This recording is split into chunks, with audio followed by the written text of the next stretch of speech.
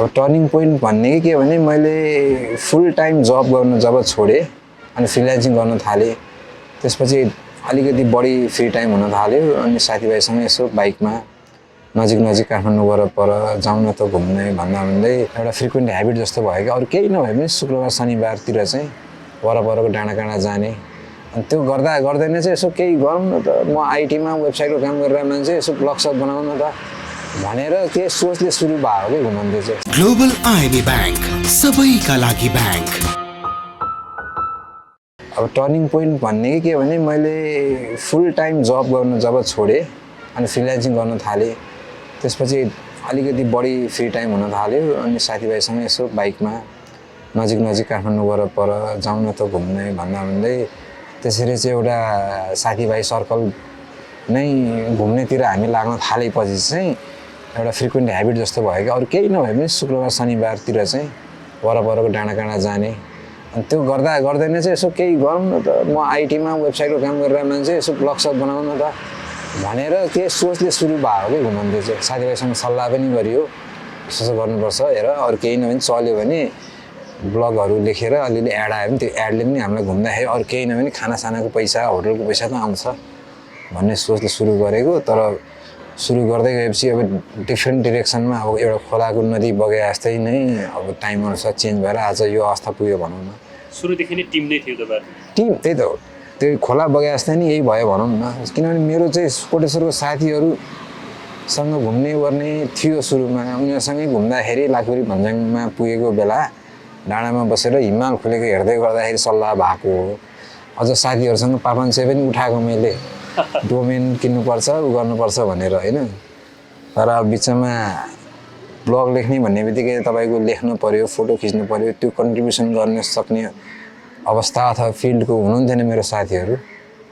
अनि त्यही भएकोले आफ्नो ठाउँमा उहाँहरू त्यतातिर बिजी हुन थाल्नु तर मैले चाहिँ यता साइडमा यसलाई कन्टिन्यू चाहिँ गरिराखेँ अनि त्यसैबाट चाहिँ त्यही फिल्डमा रुचि भएको फोटोग्राफी गर्ने भिडियोग्राफी गर्ने होइन घुमिराख्ने साथीहरू चाहिँ कनेक्ट हुनुभयो र उहाँहरू नै कालान्तरमा हाम्रो टिम मेम्बरमा भने भएर जोडिनु भयो क्या। मैले अझै पनि ढुक्कले एउटा भन्न पाउँछु है रहरले सुरु गरेँ अब मैले अघि पनि भने म नेपालको पर्यटनमा यस्तो योगदान दिन्छु भनेर सोचेर कहिले सुरु गरेकै होइन अनि मैले यस्तो चाहिँ गरेँ आजको दिनमा आएर चाहिँ म रहरले घुम्छु अथवा मलाई यहाँ ठाउँ जान मन लागेन जान्छु त्यो इन्डिपेन्डेन्स छैन मलाई ऱ्यान्डमली मैले कुनै ठाउँ हुन्छ नि जान्छु यस्तो गर्छु मलाई सजिलो हुन्छ यो छ भन्ने छैन मलाई चाहिँ त्यो ठाउँको हरेक चिज विचार गरेर यो ठाउँ जस्टिफाइड छ कि छैन यो ठाउँलाई प्रचार आवश्यक छ कि छैन यो ठाउँ किन जाने सबै चिज सोधखोज गरेर धेरै चिज मिलाएर मैले डिसिसन गर्नुपर्ने हुन्छ। म अर्को चाहिँ बरु के भन्न सक्छु भने अहिले चाहिँ जो अरू खोल्नु भएको छ अरू हामी जस्तो धेरैजना अहिले आइसक्नु भयो नि त उहाँहरूले चाहिँ बरु त्यो फ्रिडम उहाँहरूलाई चाहिँ नहोला क्या जुन यो रहरले खोले भनेर अब किनभने अब चाहिँ अरू केही नभए पनि यो फिल्डमा यसरी ट्राभलको अथवा कुनै पनि भिडियो कुनै पनि विषय सम्बन्धी अलिकति भिडियो अलिकति मेहनत गरेर अलिकति खोज गरेर अलिकति रिसर्च गरेर अलिकति इन्ट्रेस्टिङ बनाएर हाम्रो दुनियाँसम्म पस्किनु सक्यो भने चाहिँ सम्भावना पनि छ केही गर्न पनि सकिन्छ भन्ने एउटा बाटो त खुलेको छ नि त नट जस्ट ट्राभल के अरू चिजमा पनि त्यसले गर्दाखेरि चाहिँ अब चाहिँ यसलाई एउटा प्रोफेसन पनि बनाउन सक्ने अवस्था चाहिँ छ नि त त्यो भएकोले गर्दाखेरि अब जसले सुरु गर्नुभएको छ उहाँहरूलाई चाहिँ अलिकति उहाँले चाहिँ केही न केही त गोल त देख्नु भयो नि त अब अरू केही नभने यतिमा टिक्न सकिँदो रहेछ भन्ने चाहिँ भइसकेको छ त्यो भएकोले गर्दाखेरि राम्रो कुरा हो यो चाहिँ यो चिजलाई चाहिँ अब अप्सनबाट मैले हटाएको चाहिँ 2019देखि हो मैले भने म विदेशमा पनि बसेँ 4-5 वर्ष राम्रै थियो जागिर